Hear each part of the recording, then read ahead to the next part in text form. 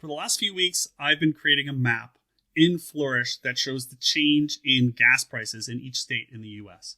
And I figured out a way to automate that process so that I don't even have to touch it. And today I want to show you how I actually create the visualization, linking it from Google Sheets. So let me show you what I've got. There's 3 steps to it. I'm actually going to start at the end and then work my way back. Okay, so here's the map that I've created in Flourish. It's just a state level map showing the gas prices February 18th before the US started the war with Iran. May 10th, this is the current day, and then the change between the two. And so you can toggle between those.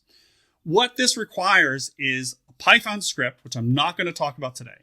A Python script that goes to the AAA website and scrapes down the gas prices, puts the data in a Google Sheet, and then it pipes directly into Flourish. And I want to start here to show you what's necessary to create the map, and then go back to show you how the data are set up.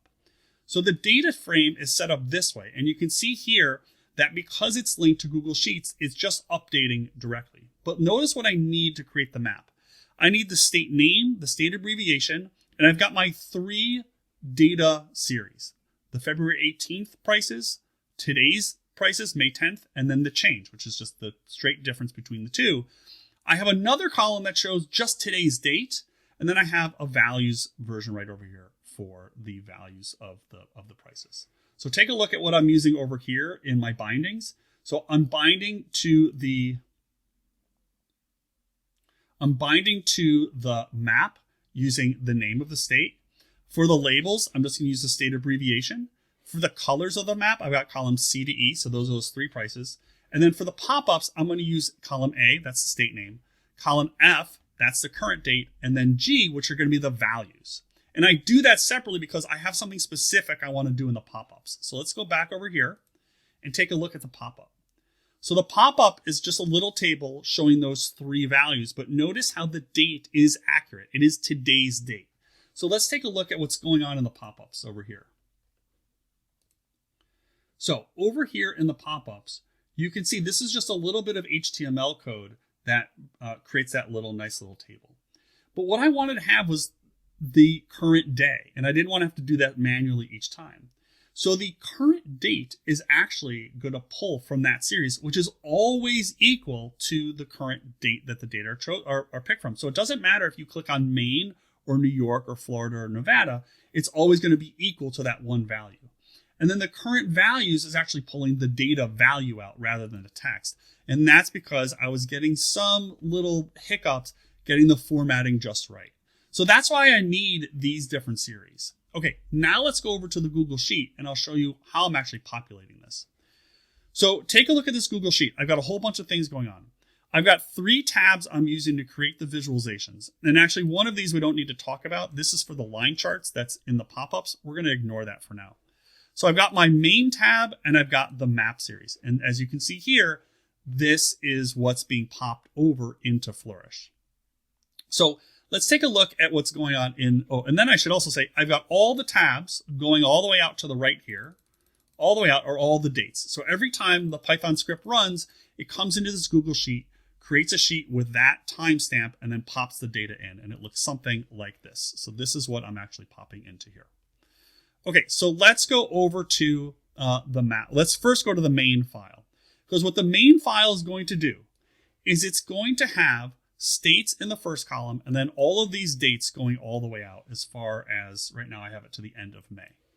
And so here, this looks up into all of these different Google Sheets. And it says that I have here all these different tabs, and it says, okay, so when you have that tab, add the data into the sheet itself. So that's what it's doing. It's looking into each of these sheets. You can see here, I've got the date in this text command. And that's how it's figuring out where to pull the data from. And so it's pulling from that same column, because it's the same structure in every file over here. So when this refreshes, when this runs, it now has May 10th, and it's pulled that over here. So this is the most recent data that I have in this file at the moment. So what does the map tab do? Well, the February 18th one is just going to that one file. There's nothing changing here. The May 10th one, this is going to update every day. This updates every day. As soon as the Python code runs and drops in new data, this automatically gets updated. How do I know that it gets updated? Well, let's take a look. So What this command over here, and I1 is going to do, this formula looks into the main file and looks for the most recent occurrence. And what it's doing is a very simple index match. It's basically looking at the first couple of rows all the way down to see what is the last row that's filled in. So it's looking, in this case, it's looking for the last row, and it's figuring out what is the date in the last row that has data. And here it's finding that it's column CH, so it's that column. And so it gives me the date for that particular day. Then right below it in cell I2, I just pull out the position of that date. So I just look in that row and I see that that's the 82nd column, or the 86th column in this case. Okay, so now with that, I got to pull the data, and that's what this VLOOKUP is going to do. This VLOOKUP looks for the state in the main file in the column of today's date. And there's certainly a way to merge all these formulas into one, but I like to have it explicit so that I can just see it all. So that's how the data are pulled. So the Python script runs, adds a new tab to the Google Sheet. The main tab automatically copies or moves that in, right, just by using that index match. So now I have the new column filled in. Then this formula here in column I in my map file says, okay, that's the last column that's filled in. That's the date. Then I find the position, and then the VLOOKUP pulls that right over here. Then I say, okay, so what is that date? But let's not formulate it as 2026-05-10. Let's formulate it as the day. And let's also put the current date right over here in that same format. So I want it as month, day, year. And then I also have here a little value statement, so I get it as values. And then I publish this, grab the URL, and bring it over to Flourish. And when I publish it in Flourish over here, I can customize this right here. And right now it's pulling every 12 hours. So I have the file running every day around 11 a.m. My Python script runs. It pops it in a Google Sheet. The Google Sheet, all those formulas just continue to do their thing.